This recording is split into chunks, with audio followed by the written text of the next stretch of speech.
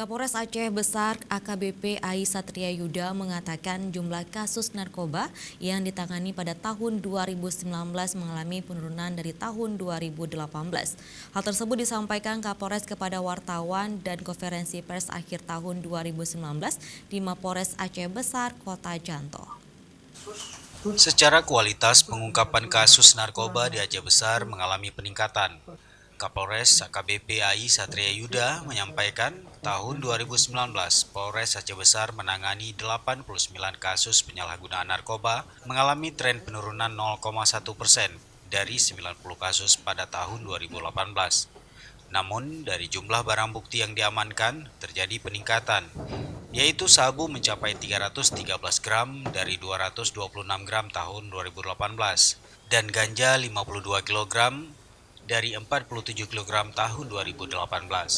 Sementara tersangka yang diamankan berjumlah 126 orang, terdiri dari 98 pemakai dan 28 orang bandar.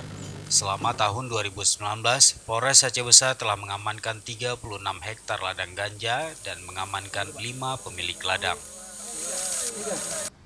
Di 2020 ini kami sangat berharap besar itu ditingkatkan. Selain daripada kita mengedepankan tindakan preemptif, preventif, dan terakhir adalah penegakan hukum. Preemptif itu bagaimana menggiatkan daripada pengamanan swakarsa, pemberdayaan potensi masyarakat untuk sadar kamtipmas.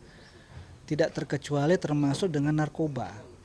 Jadi jangan lagi melindungi orang-orang yang melakukan upaya untuk menyebarkan narkoba. Jadi saya ulangi lagi, jangan sampai melindungi orang-orang yang pelaku-pelaku narkoba ini. Karena yang jelas bahwa narkoba ini adalah ilegal, ada ancaman hukumannya, ada sanksinya, itu maksimal itu sampai hukuman mati.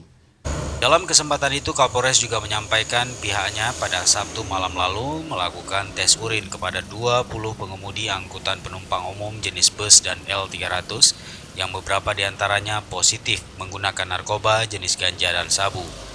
Namun tidak ditemukan barang bukti dan hanya diambil tindakan pembinaan serta meminta jasa perusahaan pengangkutan mengganti sopir.